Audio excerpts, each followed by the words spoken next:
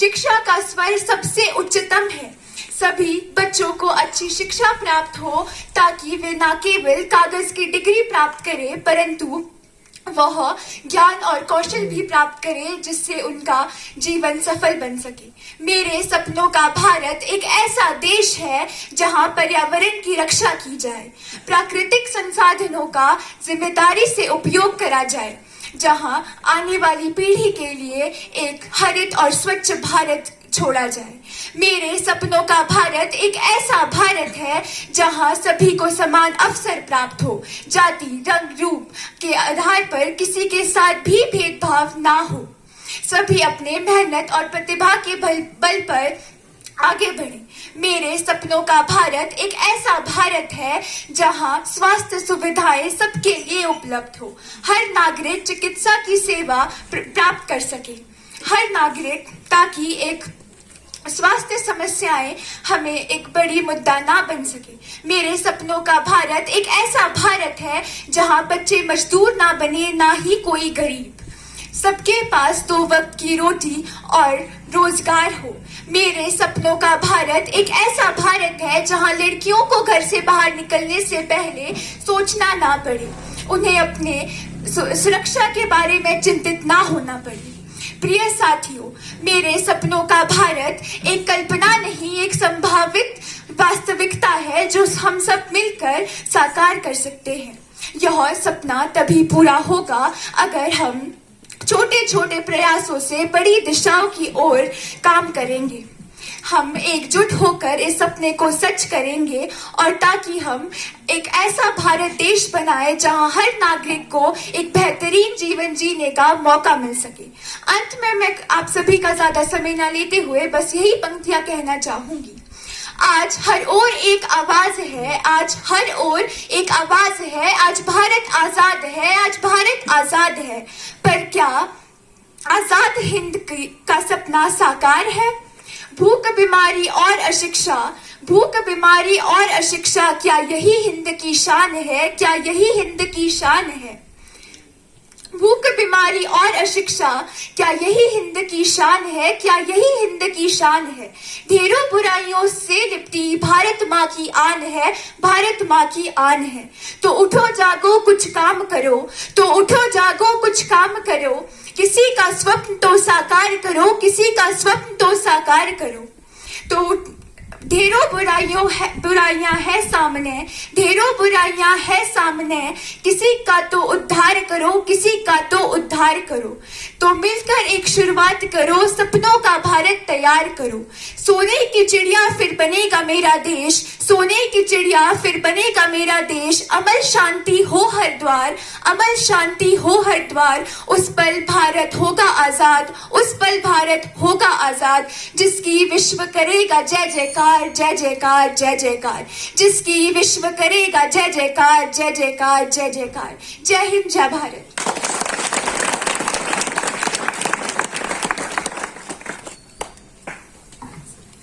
कनक की इस बहुत ही आनंदमयी प्रस्तुति के बाद मैं जमा 2 की निवेदिता को बुलाना चाहूंगी, जिनका बोलने का विषय है जलवायु परिवर्तन गंभीर समस्या।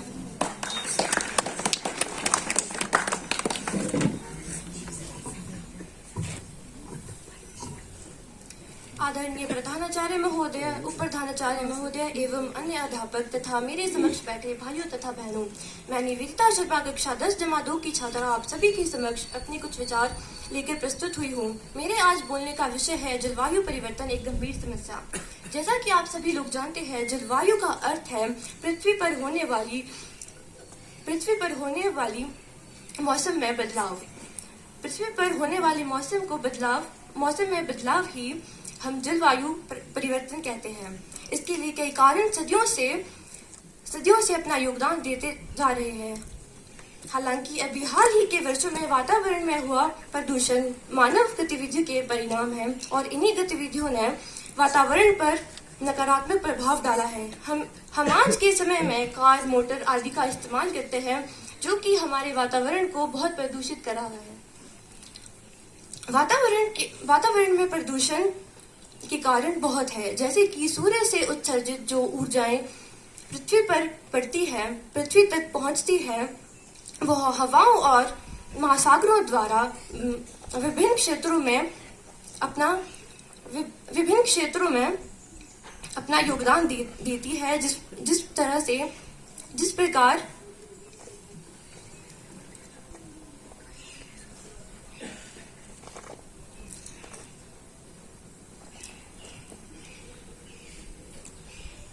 नए युगों की तकनीकों का प्रयोग पृथ्वी पर कार्बन की दर को बढ़ाता है और इस प्रकार वातावरण को कई रूपों से प्रभावित कर रहा है।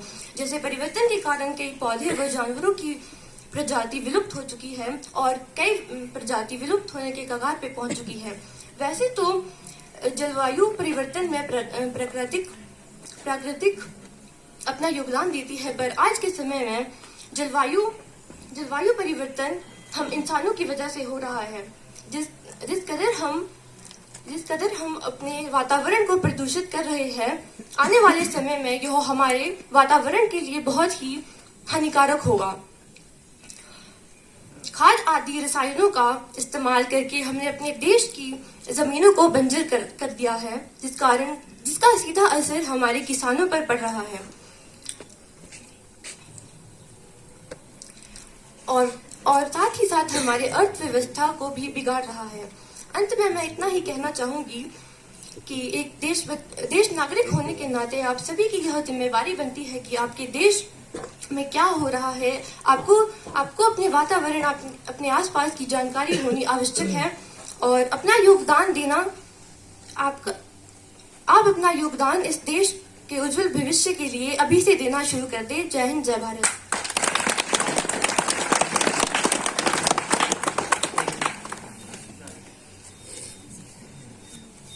It was a nice presentation given by Nivedita. Now I would like to call Payal of class 10+1 who will be speaking on Jalvayu Parivartan Gambhir Samasya.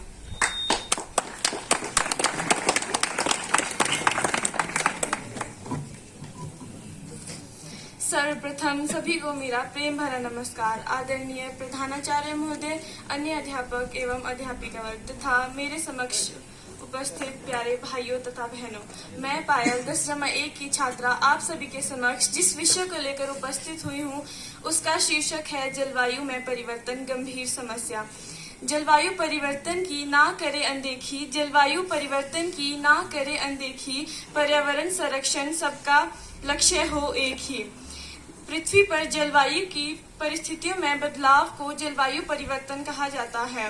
वास्तव में जलवायु परिवर्तन पिछले कई दशकों से विशेष रूप से चिंता का विषय बनता जा रहा है। जलवायु परिवर्तन के कई कारण हैं, जैसे सौर विकिरण, पृथ्वी की कक्षा में परिवर्तन, ज्वालामुखी विस्फोट।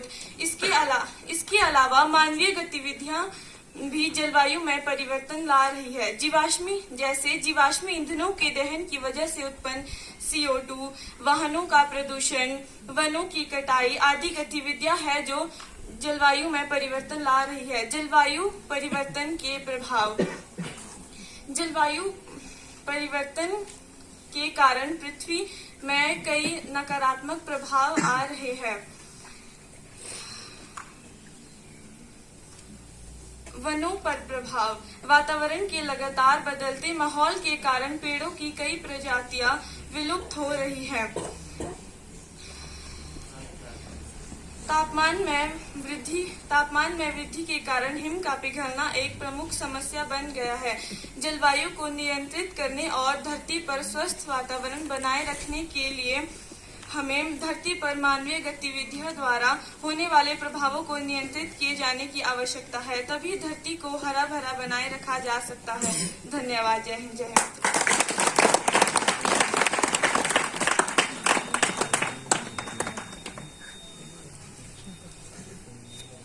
It was a nice presentation given by Payal. Now I would like to call Sutikshan of class 10+2 on stage who will be going to speak on खेलेगा भारत कभी तो बढ़ेगा। परम आदरणीय प्रधानाचार्य महोदय, उप प्रधानाचार्य महोदय, आचार्यगण, दीदीगण व मेरे समक्ष बैठे प्रिय छात्र भाइयों तथा बहन, मैं 10/2 कक्षा का छात्र सुतिक्षण मेहता आज आप सभी के समक्ष जिस विषय को लेकर उपस्थित हुआ हूँ उसका शीर्षक है खेलेगा भारत तभी तो बढ़ेगा भारत। आज आप सभी को आज से पहले खेलों को महज मनोरंजक और फिटनेस के तौर पर ही खेला जाता था, पर कुछ समय से एक खेल सुनहरे करियर के तौर पर उभर के आ रहा है। इसके कई कारण हैं, जैसे सरकार का खेलों की ओर बढ़ावा देना, जैसे खेलो इंडिया इत्यादि प्रतियोगिताओं का शुरू होना, बीसीसीआई द्वारा इंडियन प्रीमियर लीग का शुरू होना। इससे ना कि केवल खिलाड़ियों को ही फायदा हो रहा है, इससे देश की अर्थव्यवस्था को भी फायदा हो रहा है। जब खेलेगा भारत तभी तो बढ़ेगा भारत, स्कूलों में टूर्नामेंट इत्यादि प्रतियोगिताओं का शुरू होना भी खेल को बढ़ावा देना ही है। जैसा कि आप सभी को ज्ञात ही है, आज से कुछ समय पहले तक खेलों को यह कहा जाता था कि जो खेलेगा वो ही भूखा मरेगा, पर आज जैसे कि हम अपने gold medalist boy Neeraj Chopra को देखते हैं कि उन्होंने देश के लिए गोल्ड मेडल लाया है। वो भी कोई ज्यादा पढ़े लिखे नहीं है, परंतु अब कुछ समय से भारत की सोचने की धारणा बदल चुकी है। जो भारत में पहले यह कहा जाता था कि पढ़ोगे लिखोगे तो बनोगे नवाब, खेलोगे कूदोगे तो होगे खराब, अब यह धारणा बदलती हुई दिखाई दे रही है। मेरा आप सभी से यह ही निवेदन है कि पढ़ाई भी जीवन में महत्वपूर्ण है, परंतु इसका मतलब यह नहीं कि खेल भी जीवन का महत्वपूर्ण अंग नहीं है। धन्यवाद।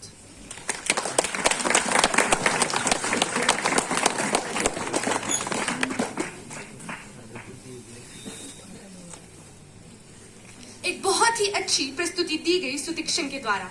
अब मैं मंच पर प्रज्वल को बुलाना चाहूंगी, जिनका बोलने का विषय है मेरे सपनों का भारत।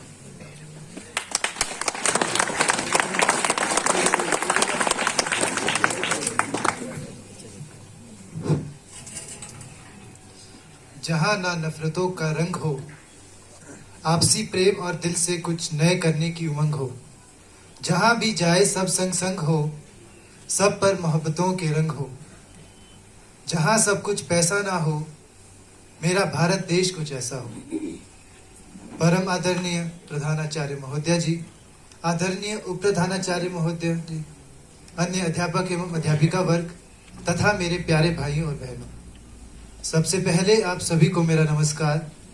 मैं प्रज्वल 10-2 का छात्र आप सभी के समक्ष जिस विषय को लेकर उपस्थित हुआ हूँ वह है मेरे सपनों का भारत।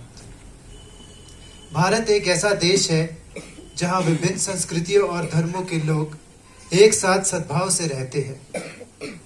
हालांकि अभी भी इस देश के कई हिस्सों में व्यक्ति को उसके लिंग, जाति, धर्म और आर्थिक स्थिति के आधार पर भेदभाव किया जाता है। मेरे सपनों का भारत ऐसा भारत है जहां किसी भी व्यक्ति के साथ ऐसा भेदभाव ना किया जाए। मैं ऐसे भारत का सपना देखता हूं जहां सभी को एक समान दर्जा दिया जाए। भारत ने पिछले कई दशकों में विज्ञान, प्रौद्योगिकी, शिक्षा और अन्य क्षेत्रों में भी अधिक विकास किया है। मैं पूरी तरह से विकसित देशों के रूप में भारत को देखता हूं, जो न केवल उपयुक्त क्षेत्रों में उत्कृष्टता हासिल करे, बल्कि अपनी सांस्कृतिक विरासत को भी आगे लेकर चले। भारत एक बहु शिक्षा और एक बहुधार्मिक समाज है, जिसने पिछली शताब्दी में बहुत प्रगति की है। मैं ऐसे भारत का सपना देखता हूं जो इससे भी अधिक प्रगति करे और विकसित देशों की सूची में प्रथम स्थान पर आए। मैं ऐसे भारत का सपना देखता हूं जहां हर नागरिक शिक्षित हो और हर लोगों को योग्य रोजगार प्राप्त हो। मैं ऐसे भारत का सपना देखता हूं जहां किसी भी व्यक्ति के साथ धर्म और जाति को लेकर भेदभाव ना हो। जाति और धार्मिक मुद्दों को दरकिनार करके कार्य करना राष्ट्र को मजबूत करने का एक महत्वपूर्ण कदम है। भारत देश ने पिछले कई दशकों में औद्योगिकी और तकनीकी क्षेत्र में भी बहुत सफलताएं प्राप्त की है। हालांकि यह विकास अभी भी कई देशों के विकास के समान नहीं है। मैं ऐसे भारत देश का सपना देखता हूं जो इससे भी अधिक तकनीकी क्षेत्र के साथ साथ अन्य क्षेत्रों में भी प्रगति करे। हमारे इस देश में बहुत भ्रष्टाचार है जिसकी दर हर दिन बढ़ती ही जा रही है। भ्रष्ट राजनेताओं के हाथों आम आदमी पीड़ित है। वे केवल अपने स्वार्थी उद्देश्यों को पूरा करने में ही रुचि रखते हैं। मेरे सपनों का भारत एक ऐसा भारत है जहां भ्रष्टाचार खत्म हो और लोगों की भलाई सरकार का एकमात्र एजेंडा हो। यह देखना अत्यंत दुखदाई है कि जीवन के हर क्षेत्र में खुद को साबित होने के बाद भी महिलाओं का स्तर पुरुषों से नीचे माना जाता है। उन्हें समाज में वो इज्जत नहीं दी जाती और वो खुद को असुरक्षित महसूस करती है। मेरे सपनों का भारत एक ऐसा भारत हो जहां किसी को असुरक्षित महसूस ना किया जाए और जहां महिलाओं और पुरुषों को एक समान दर्जा दिया जाए। संक्षेप में मेरे सपनों का भारत एक ऐसा भारत हो जहां हर लोग सुखी और खुद को सुरक्षित महसूस करें और अपने जीवन की गुणवत्ता का आनंद लें। निष्कर्ष रूप से मेरे सपनों का भारत सर्वजन हिताय और सर्वजन सुखाय हो। अंत में मैं आप सभी का ज्यादा समय न लेते हुए बस इतना ही कहना चाहूंगा कि मेरे सपनों का ये भारत कब मुझे मिल पाएगा। जब पहुंचूं मैं दूर गगन में तो देख मुझे मुस्काएगा। आप सभी ने मुझे अपना कीमती और बहुमूल्य समय देकर सुना, इसीलिए आप सभी का बहुत बहुत धन्यवाद। जय हिंद, जय भारत।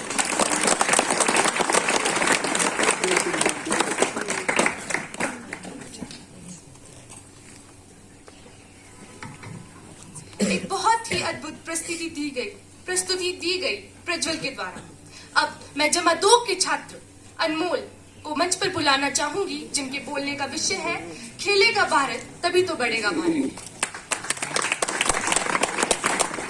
नमस्कार आदरणीय प्रधानाचार्य महोदय जी, उप प्रधानाचार्य महोदय जी, अन्य शिक्षकगण तथा मेरे समक्ष बैठे भाइयों और बहनों, मैं 10 जमा 2 का छात्र अनमोल आप सभी के समक्ष जिस विषय को लेकर उपस्थित हुआ हूँ उसका शीर्षक है खेलेगा भारत तभी तो बढ़ेगा भारत। खेल का हमारे जीवन में अभिन्न अंग है। विभिन्न खेलों को खेलने से हमारे शरीर की मानसिक, सामाजिक और शारीरिक सेहत बढ़ती है। जब हम खेल खेलते हैं तो इससे हमारी शरीर की कसरत होती है और हमारी मांसपेशियां और हड्डियां मजबूत होती हैं।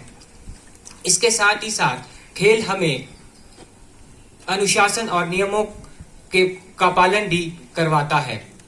अगर खेल हमें इतने सारे फायदे देता है तो यह एक विमुखता का कारण क्यों बनता जा रहा है। आज जिस देश में माता पिता अपने बच्चे को खेलता देख चिंतित होते हैं और जिस खिलाड़ी को खेलता देख उनको प्रोत्साहन देने के बजाय उन्हें ताने सुनाए जाते हो, तो उस देश का भविष्य और वर्तमान भगवान भरोसे ही हो सकता है। आज देश में तरह तरह के शिक्षण संस्थान खुल रहे हैं, उनमें से जैसे कि IIT, मेडिकल कॉलेज और अन्य शिक्षण संस्थान। परंतु खेल की सुविधाएं निरंतर कम होती जा रही है। खेल संस्थानों में भी निरंतर परंपरागत शिक्षा को बढ़ावा दिया जा रहा है।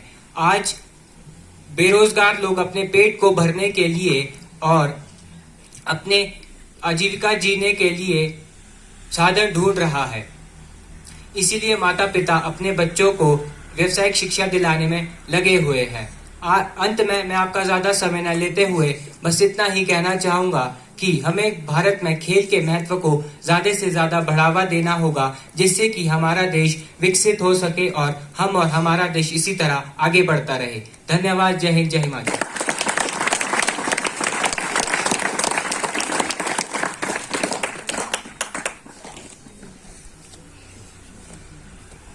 It was a wonderful presentation given by Anmol. Now I would like to call Shivam on stage to present their topic on मेरे सपनों का भारत।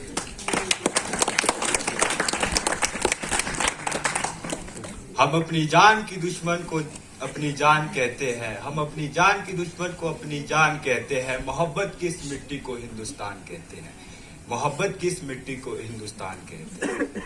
ये जो दीवार पे सुराखे हैं साहब, ये जो दीवार पर सुराखे हैं साहब, ये साजिशों का हिस्सा है, ये साजिशों का हिस्सा है। फिर भी हम इसे अपने घर का रोशनदान कहते हैं, रोशनदान कहते हैं।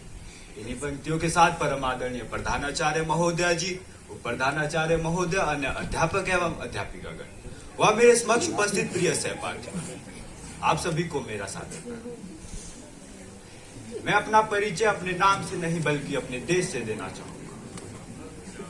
मैं उस भारत देश से आता हूं जिसके होठों में गंगा और हाथों में तिरंगा है।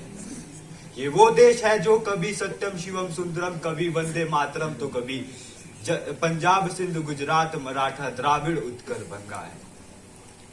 ये भारत देश आकाश सा बलवान है, धरती सा धैर्यवान है।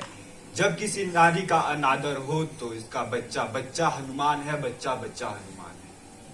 प्रधानाचार्य महोदय जी, आज मैं इस मंच पर उपस्थित हुआ हूं तथा मेरे बोलने का विषय है मेरे सपनों का भारत। जी हाँ, मेरे सपनों का भारत, अखंड भारत, संपन्न भारत। यह भारत देश वो विविधताओं वाला देश है जहां पर विभिन्न जाति धर्म मजहब आदि के लोग एक साथ मिलजुल कर रहते हैं, मिलजुल कर रहते हैं। ये वो भारत देश है जहां नेताजी सुभाष चंद्र बोस रहते थे तथा भगत सिंह का देश है। यह छत्रपति शिवाजी महाराज जी का देश है। ये वो देश है जिसने समय समय पर विश्व को जन कल्याण एवं मानव कल्याण का पाठ पढ़ाया। जब जब विश्व पर आफत आई तब तब भारत ने शांति दूत बनकर हर समस्या को संवारा है। यह वो देश है जहां तक शिला एवं नालंदा जैसे विश्वविद्यालय थे एवं स्वामी विवेकानंद जी का स्वाभिमान था। यह वह देश है जहां आर्यों के वैदिक धर्म थे तथा सिंधु घाटी की सभ्यता थी, तथा यह वही भारत देश है जो विश्व गुरु था। परंतु ना जाने महोदय, आज इस देश को किसकी नजर लग गई है। कभी इसे विरोधियों ने लूटा तो कभी मुगलों ने लूटा। इससे भी अधिक हमारे अपने देश के भ्रष्ट नेताओं ने इसे 70 वर्षों में लूटा। एक और जहां इन भ्रष्टाचारियों के धन में निरंतर उल्टी होती जा रही है, वहीं सड़कों पर भूख से लोग तड़प कर मर रहे हैं। ऐसी परिस्थितियों में मेरे सपनों के भारत की कल्पना करना थोड़ा सा कठिन है। ऐसा नहीं है महोदय कि भारत ने विकास नहीं किया। हमने आज शिक्षा के क्षेत्र में उन्नति की है, भ्रष्टाचार में कमी आई है तथा गरीबी के दर को कम किया। परंतु महोदय, मेरे सपनों के भारत के लक्ष्य को प्राप्त करने के लिए हमें 3 प्रण करने होंगे। यदि हम पहले प्रण की बात करें तो एकता एवं एकजुटता हमारे लिए बहुत ही आवश्यक है। यदि हम एकजुट होकर रहेंगे तथा संपूर्ण राष्ट्र को एकता के सूत्र में पिरो के रखेंगे तो किसी भी विरोधी राष्ट्र में इतनी हिम्मत नहीं होगी कि वो भारत का बाल विवाह कर सके। क्योंकि हम जानते हैं कि एकता एवं एकजुटता ही एकमात्र ऐसी शक्ति है जिससे कठिन से कठिन कार्यों को आसानी से किया जा सकता है। यदि हम दूसरे प्रण गरीबी गुलामी की सोच से मुक्ति की बात करें तो महोदय, आज हम बेशक ही अंग्रेजों की गुलामी से मुक्त हो चुके हैं, परंतु हम आज भी मानसिक तौर पर गुलाम बने हुए हैं। जी हाँ, हम आज भी मानसिक तौर पर गुलाम बने हुए हैं और हमें इस गुलामी से मुक्ति पाने के लिए कुप्रथाओं से मुक्ति पानी होगी। इसके लिए हमें तीसरे प्रण नागरिकों में कर्तव्य की भावना को जागृत करना होगा।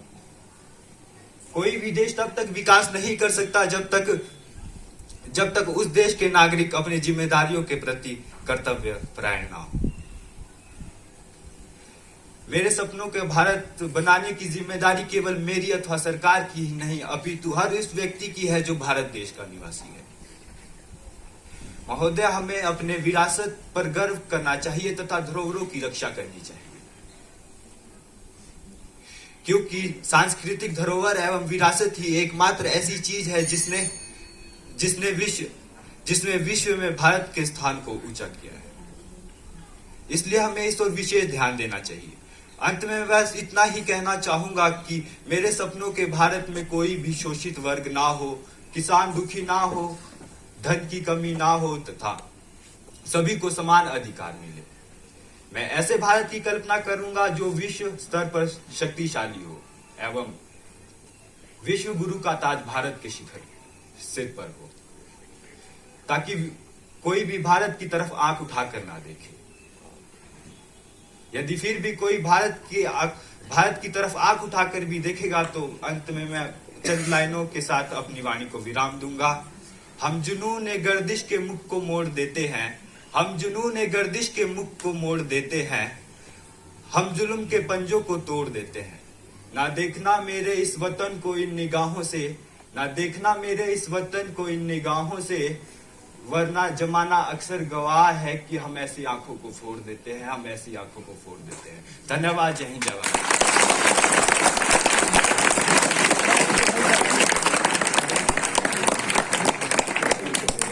एक बहुत ही अच्छी प्रस्तुति दी गई शिवम के द्वारा। Results will be announced soon. Till then, I request everyone to maintain the silence. Thank you.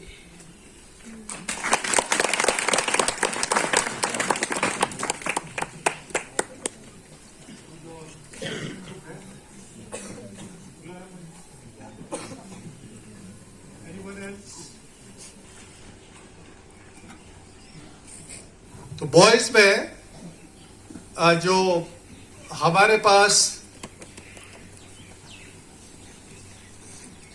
अब टाई आई है, जज ने टाई दिया है फर्स्ट में, अब 2 जाएंगे टूर्नामेंट्स में, ठीक है, या 2 का फिर मुकाबला होगा, ऐसा ही होगा।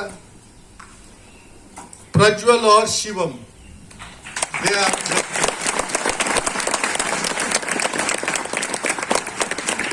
ब्रैकेट में है, लगभग दोनों का ठीक है, बराबर था, और दोनों का लहजा भी एक ही है, कंटेंट बढ़िया था। दूसरा है सुतीक्षण, सेकंड ये आया है बॉयज में।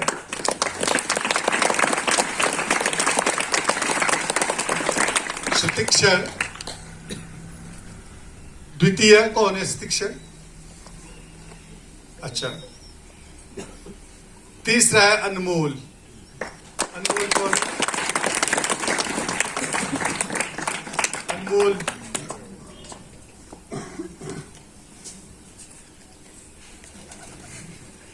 फिर गर्ल्स में Harshita,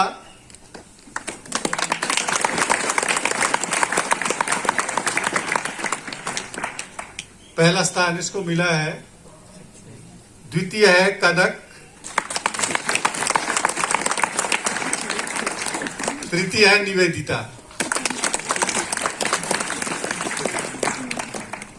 Harshita really she spoke well, थोड़ी सी इंप्रूवमेंट की जरूरत है, बढ़िया इसने बोला।